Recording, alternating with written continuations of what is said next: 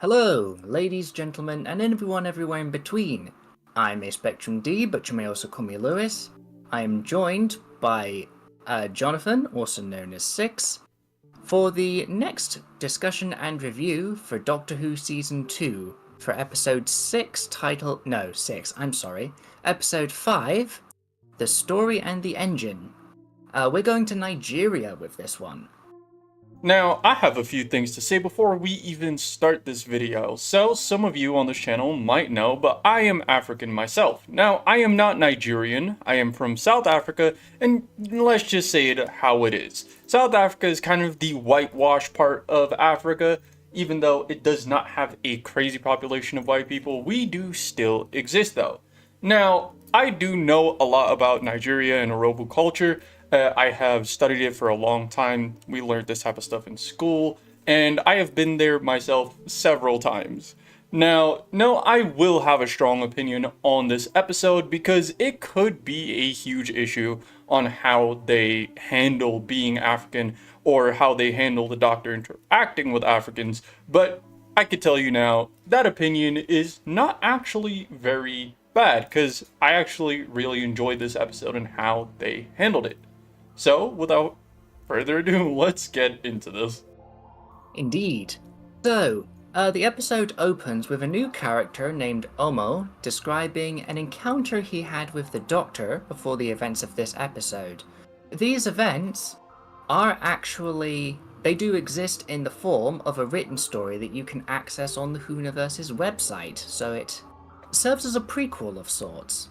It tells the tale of his encounter with the Doctor as a child, alongside a friend of his, I believe. The girl with the blue earrings. Yes, indeed. Following his story, though, we see that a green light briefly goes on following its conclusion, and then a red one turns on and an alarm blares.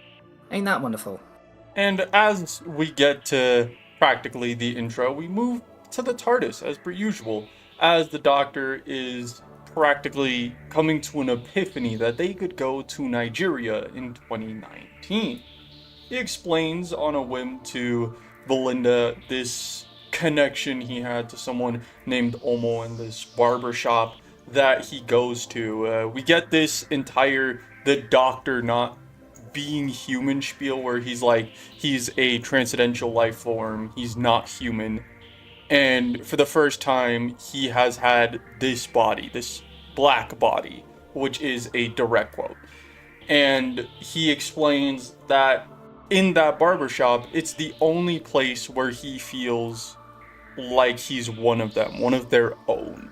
And Belinda points out that, yeah, he's mentioning the fact that he's not human, but that's the most human thing he said since they met.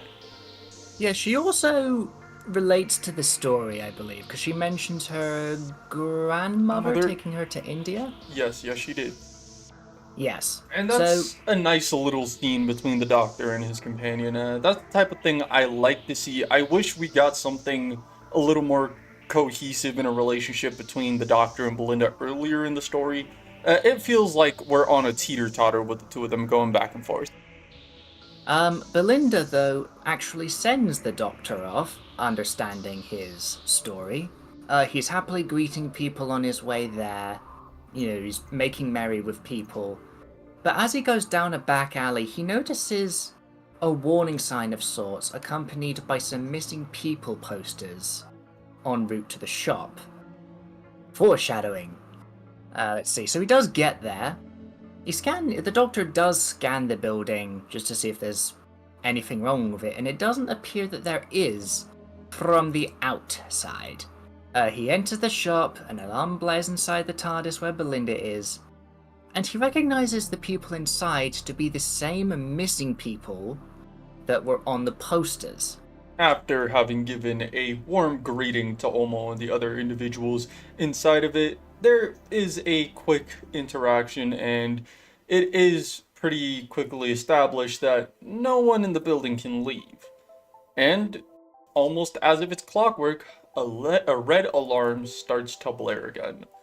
Here, the doctors learn that stories told appear on one of the walls and that they feel something. And before we get too deep into that, I actually liked the story that was told here. It was about a musician traveling through Botswana and hearing a song. And it kind of comes into this story of how music in the past would change with the world. It wouldn't just be the same song sung and repeat. It was a cultural thing, a thing of what is happening around you embodies the music itself. And it comes back to a little inside joke between them of never making appointments. That's why us Africans would say we're coming at 1 and only arrive at 3. The story also describes, of course, the differences between music in the past, where it was very much you hear it in the present, and it's different. It may be different across different hearings. But then, when the industrial age came in and people started using machinery for music, things got more consistent, but they also, Became the I same. suppose, they lost. Yeah, they sort of became the same. The same sounds, the same rhyming schemes. We're not the type of people to dive into music theory, though, so. Oh no. As much as we could, we're not going to. Save us both the struggle. Within a short while, an individual known as Abby is introduced. The doctor kind of recognizes her face from somewhere, but he can't really put his finger on it. And from his little interaction with her, she does not seem to like him very much. So we also learn about how the event in the shop started, because another story is required. Let's see, I don't think this is Omo speaking. I think this is one of the other people there. Yes, it is. Or no, maybe I'm getting mixed. I'm not sure. It was. Point is, we find out who everyone is and how they found themselves there. And when the next story is required, the Doctor elects to take the chair and tell a story of his own. I say of his own, it's more so about a day in Belinda's life and a particular patient she had, and, what followed afterwards. But in this brief flashback, we get to see a familiar face again. Guess who? It's Mrs. Flood. At this point, she's the Whoniverse's Where's Wally, or Waldo. She's the Whoniverse's Stanley. His tail does boost the readings in the shop significantly, so there is a machine of some sort hooked up somewhere in the shop. This is the second time now that the lights have gone red and an alarm has blared in the TARDIS, so Belinda decides to leave, but she's not quite as lucky getting there. So, before she does arrive, though, the doctor is asking them why they don't just leave. No one's here keeping them there. It's like, you're not being held hostage. They're not here. You can leave now. And none of them even try to approach the doors, so the doctor does himself. And outside was, quote unquote, the World Wide Web, the Nexus, a pocket dimension of sorts, I am thinking is the appropriate term, because even though it's described as space, it seems to be this interwoven dimension connected by strings. And the shop is atop the back of the giant spider that a lot of people thought would be some sort of mechanical spider god or something. Turned out to just be a ship of sorts, powered by stories, carrying them somewhere, someone. Yeah, we don't know a lot about the Nexus right now, but we do learn about its creation later on. That's just it, that's later on. This is also accompanied by a very out-of-character rage moment for the Doctor. Yes, so from the Doctor's perspective, what's happened here is that Omo has he hasn't exactly, he hasn't been to the shop in quite a while. But because everyone there knows about the Doctor, it's only a matter of time that he goes there and he's drawn into matters. And because of that, the Doctor from his point of view, it's like a betrayal of sorts, almost an exchange, for Which, want of a better word.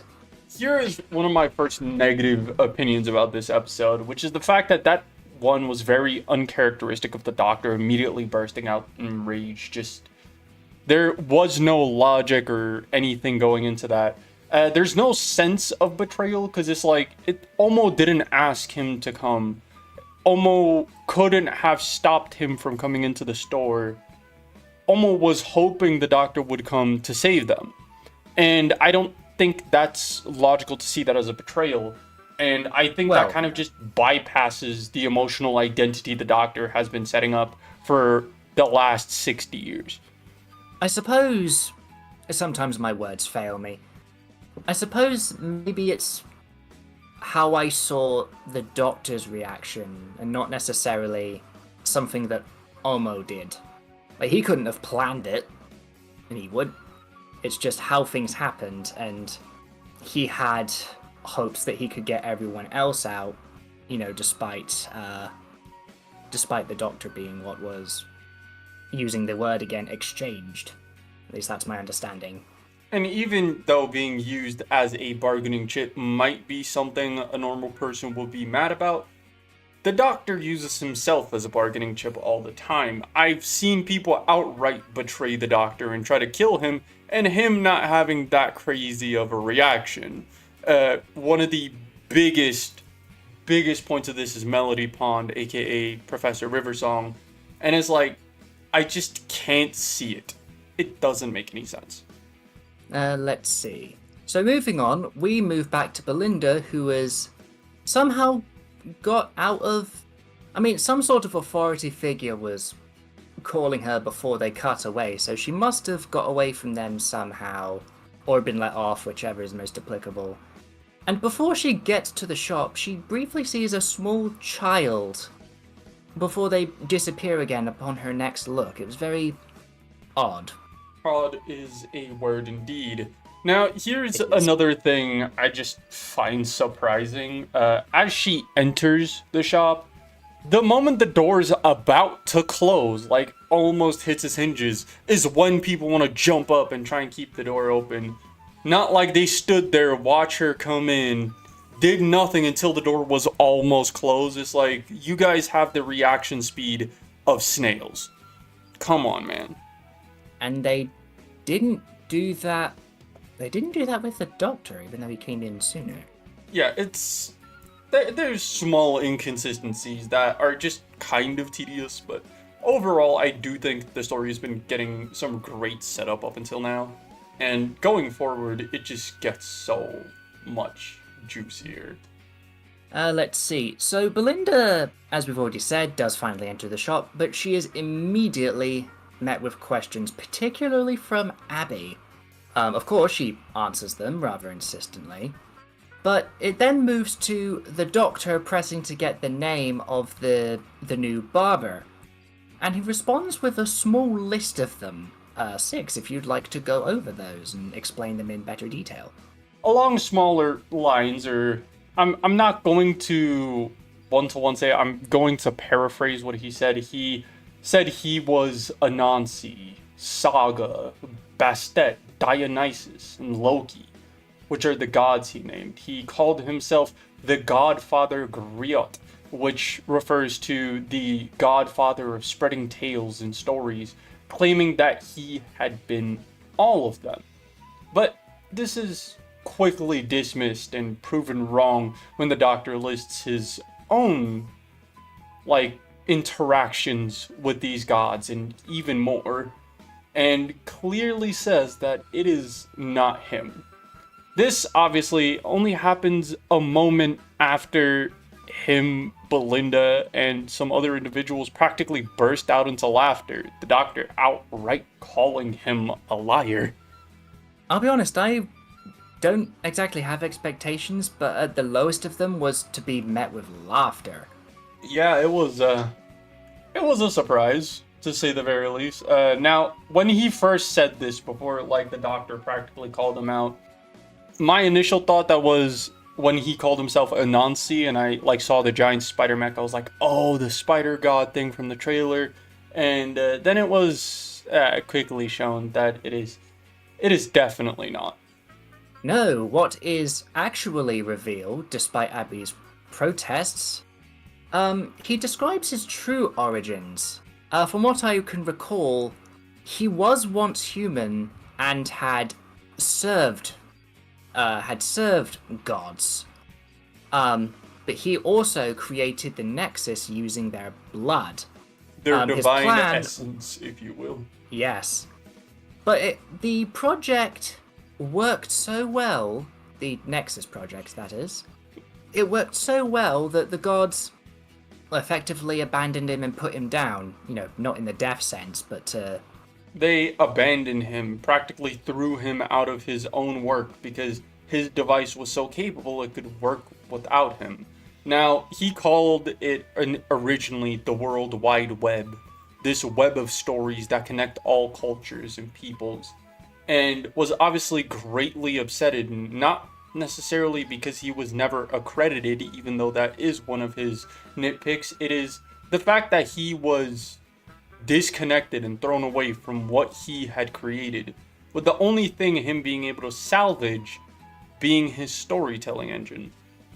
yes. So simply put, he's been wronged by the gods and he wants to get him back, as you do. Now, this actually brings up an interesting point. He reveals to the Doctor that a space-time condenser is in the door frame. That's what separates the store from the outside.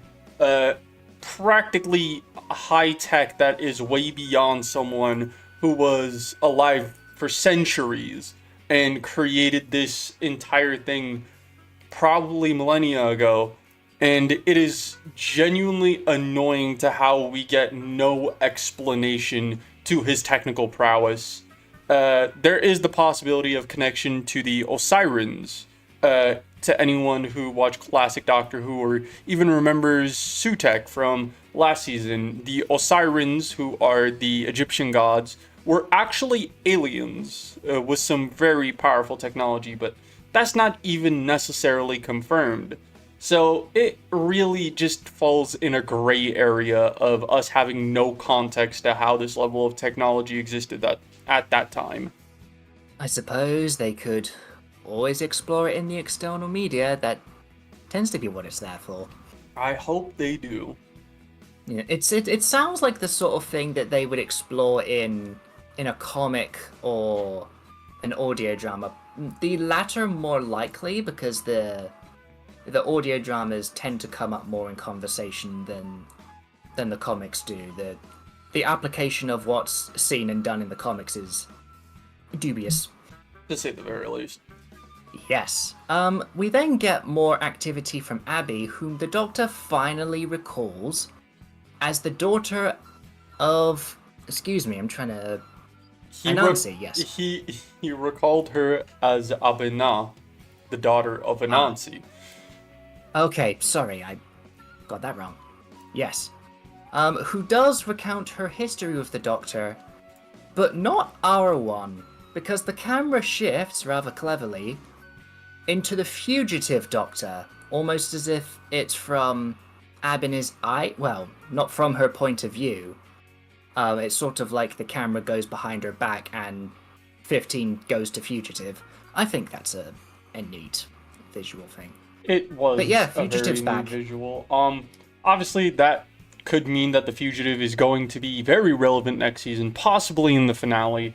There is so much to do here, and from this part, the Doctor says something about how he remembers the altercation, how her father should not have made that bet, that he was trying to lose, and quite frankly, he was busy in a different story that might one day finish, kind of teasing us another fugitive Doctor story, but also implying the fact that the Doctor remembers it. Now, this could mean one of two things.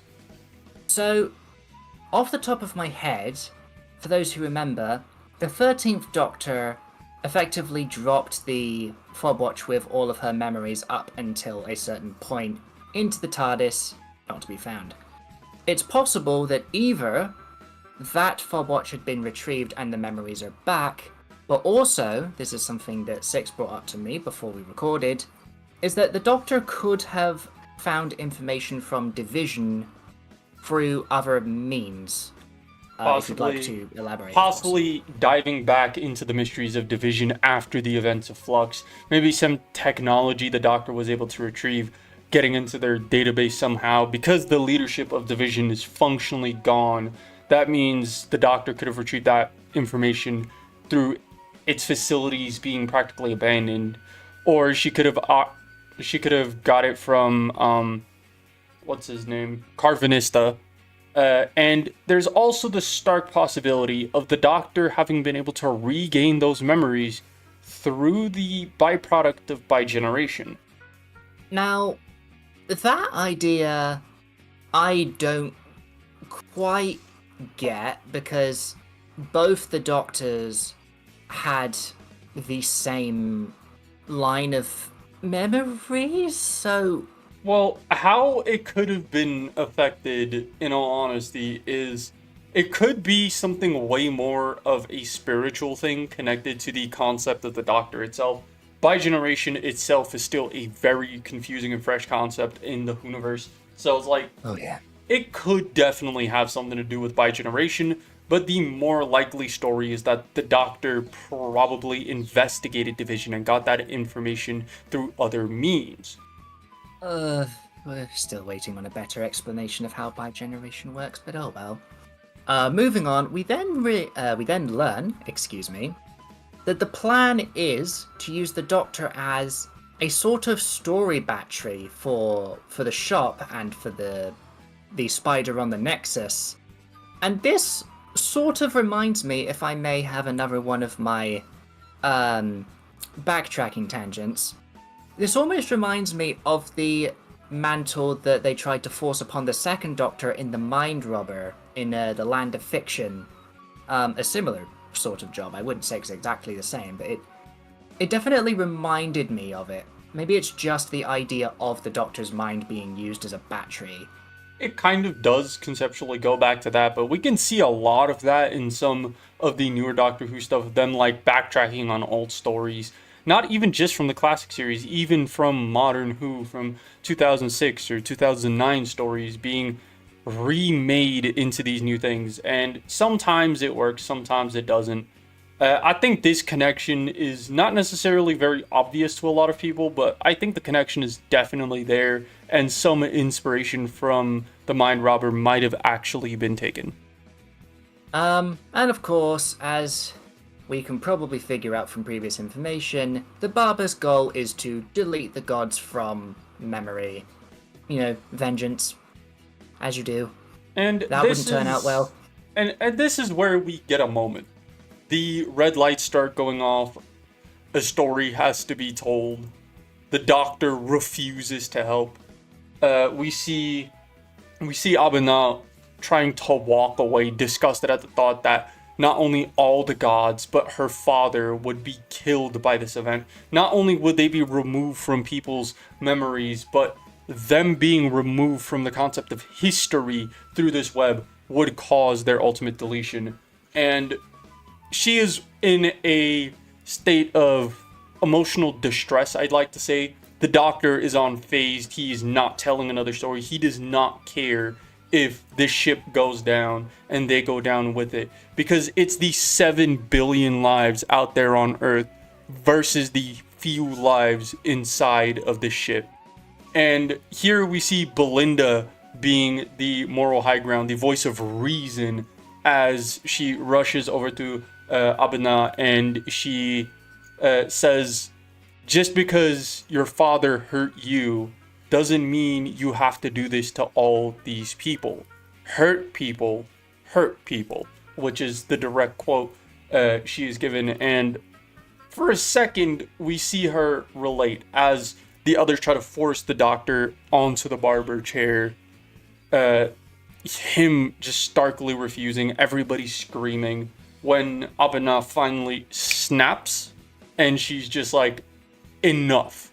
She's gonna tell the story. And that she does. She manages to prompt the Doctor into the chair, And as Abner goes through her story, she styles the Doctor's hair in a particular way that weaves, pardon the pun, into her story, which also gives him a message. Now, Nice triple I'm entendre. gonna be honest. As an African, I should know this. I've had many of these hairstyles, but I can genuinely not tell if this is supposed to be cornrows or braids. I have had both, but I could still to this day not tell the difference. I am sorry to anyone who takes offense to that. I am not a hairstyle person. And the story as a whole comes back to slavery in old times, old American times per se, where slaves who were freed would often go back to help other slaves become free. And because of this, slaves were not allowed to carry papers, things like maps or notes or clues. So what they'd do is they'd weave each other's hairs into maps, since people didn't really know that, because one, they already had these complex, beautiful hairstyles, and just it being a little different is something most would not notice. Never mind pick up that these hairstyles are physical maps, giving to the Doctor the clue that the way she is weaving his hair is a map. Yes, flash and function. Very nice. Also, I have to mention this. 2 episodes ago, I was astounded by the fact that the Doctor had waves. My man was spinning. And now he got a weave. Oh my god. This man looks so good. The story ends, and, the place is powered for now. And then the Doctor disrupts the lights, and he and Belinda head off into the back of the place and into a maze, using his hair as a map, as per the original purpose. They make their way through the maze and into the room that houses the story engine itself, which is a heart encased in a brain. Curious visual. As well as other stuff in the background as well, like books and artifacts and screens. And this is very interesting, because soon the storyteller would follow them back there. The Doctor would do some analysis on the engine as he gets there, tell Belinda to rip a bunch of wires out of a console, but it doesn't really seem to do much. Yeah, they didn't really have a lot of time before we caught up to them. She could only rip out a few cables, I think. Though the Doctor did look into something. Which is what I assume allowed him to give the system the short story he would tell in a moment. I think there was some sort of connection. I think it made, was otherwise. he created a psychic connection to himself in the engine, having his stories directly impact the ship itself. Yes, thank you. And the story he ends up going with is the shortest story one could possibly tell.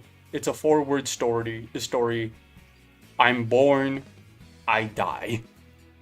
Now, that is, and pardon the pun, is a never-ending story. With a never-ending story, being used as a fuel source, comes never-ending fuel or never-ending power. I don't think it was that per se. I think it was literally the Doctor's connection to himself, like his connection to the ship.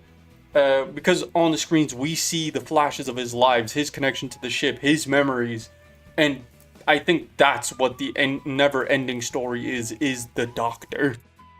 Oh, I'll be honest. I thought it was the constant eternal repeat of I'm born, I die, and so on and so forth. But now that, regeneration is basically that. I hadn't thought of it that way. Yeah, it is really a duality of a situation and a very interesting mindset, but we could make an entire video on just that short story itself, I'm born, I die.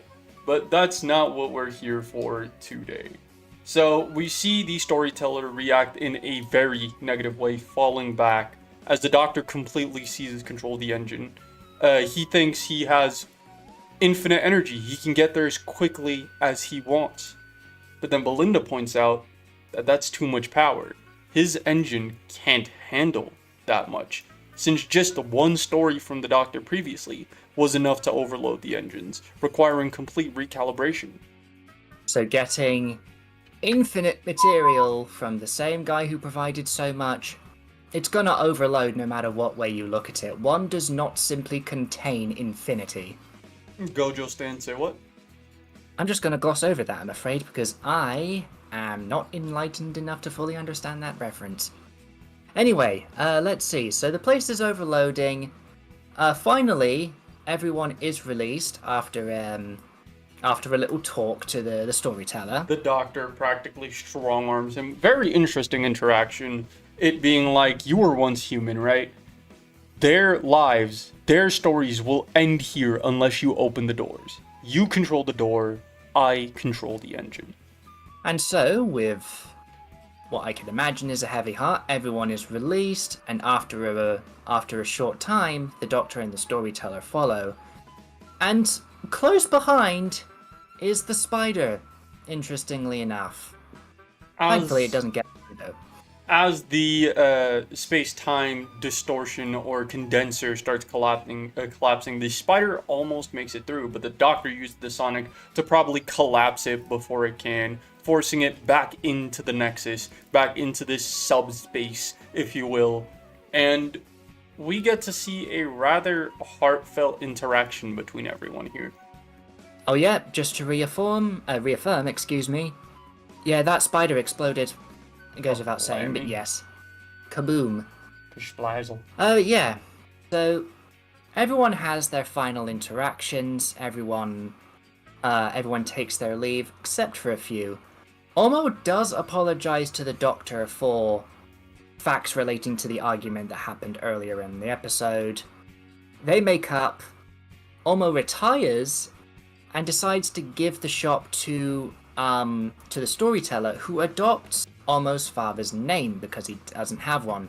Six, I'm leaving this name to you because I am not going to butcher it. Olmo gives the storyteller his father's name, Adektombo, which refers to the crown of royalty from across the sea, a name connected to the Yoruba legends of Nigerian mythos. And also just Nigerian culture and naming, where names and the meaning behind those names carry importance, giving him a fresh start in life, giving him a second chance. And we see the storyteller, or as I will now refer to him as Adektombo, as he stands there knowing that he does not deserve this. But thanks, Olmo. Since Olmo decided to retire, the place that this storyteller can stay is a place where stories will never stop making their way to him. The one place where he can tell stories to as many people as he wants. A black barber shop. And hey, even if he's not the one telling the stories, imagine the amount of stories that pass through barbers or salons. I could tell you the this. customers. I am an African citizen who has a black barber and goes to a black barber shop. This is exactly how it is. So there are two sides to a barbershop. One's run by females, things that give you like braids, female haircuts.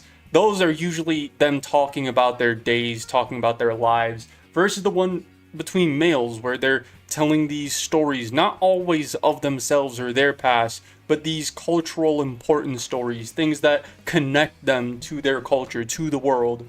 And I really love that they included that here, since as an African, I feel like this is great representation, not only to the Nigerians. If there are any Nigerians out there, I would like to hear your opinion on this as well. But to me, as a South African, I feel that this is some representation that we really deserved. And as a avid Doctor Who fan, I sincerely appreciate this amazing story being the one connected to our nation.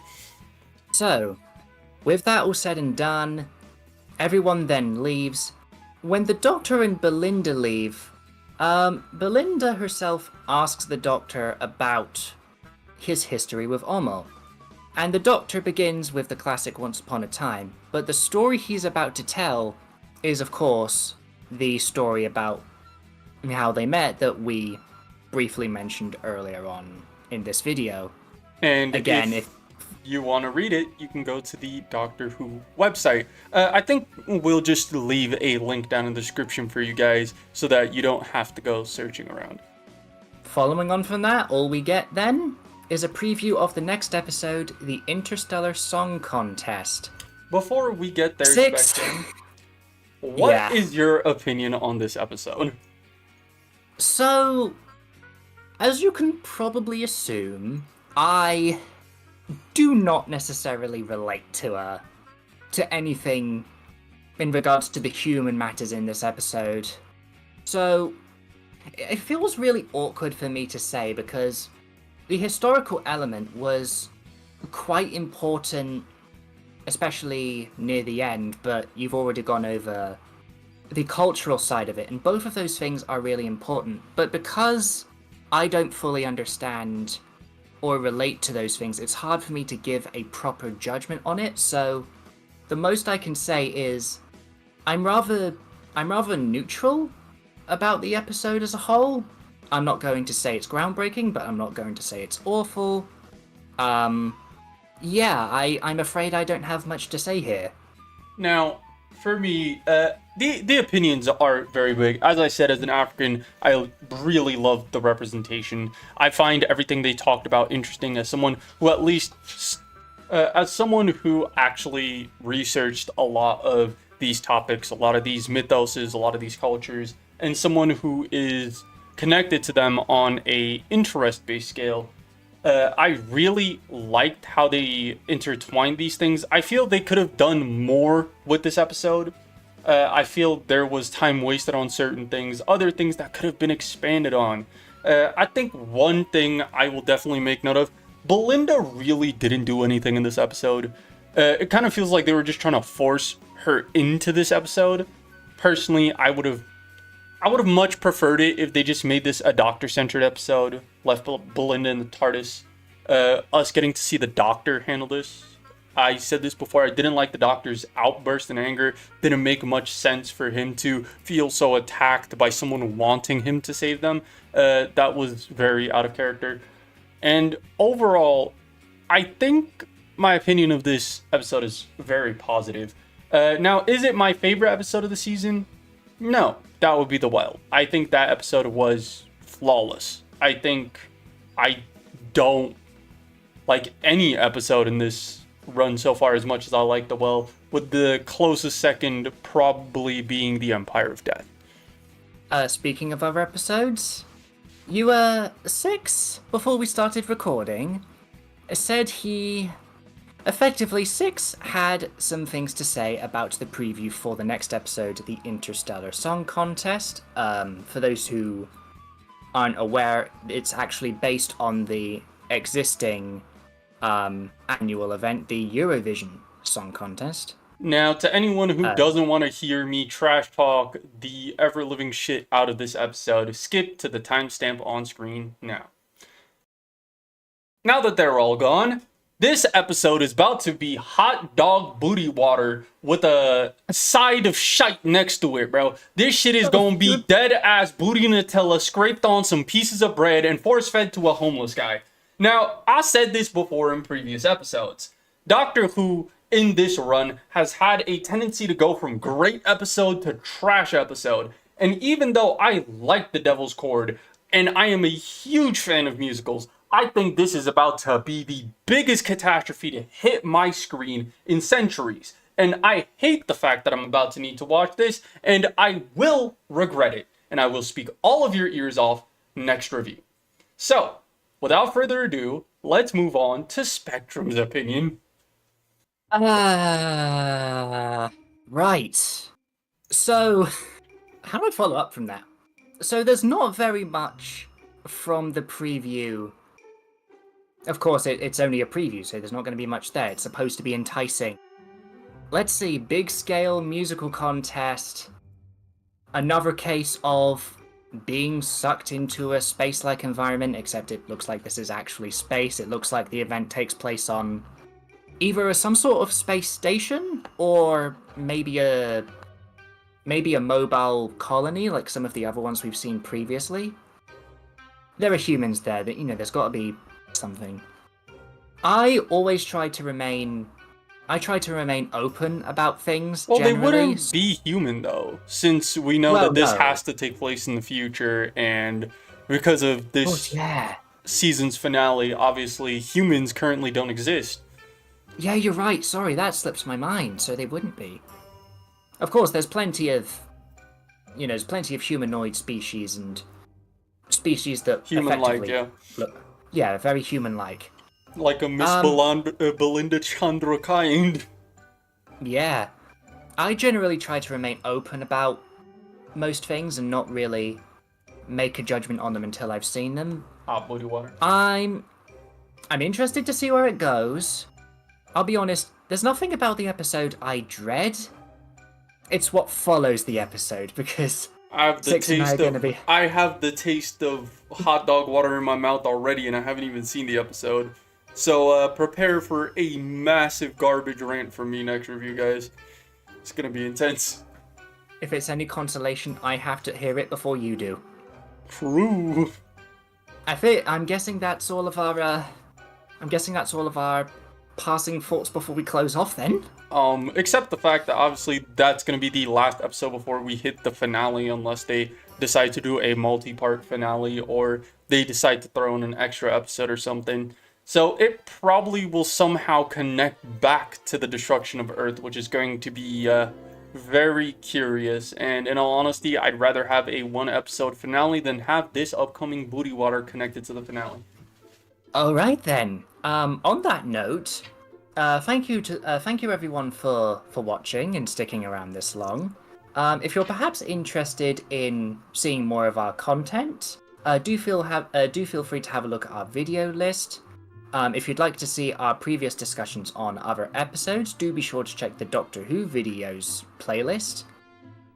We probably should put that in the description. This has been A Spectrum D, also known as Lewis. And I'm about to force Spectrum to play Genshin with me. See you next time, What? nerds. Oh.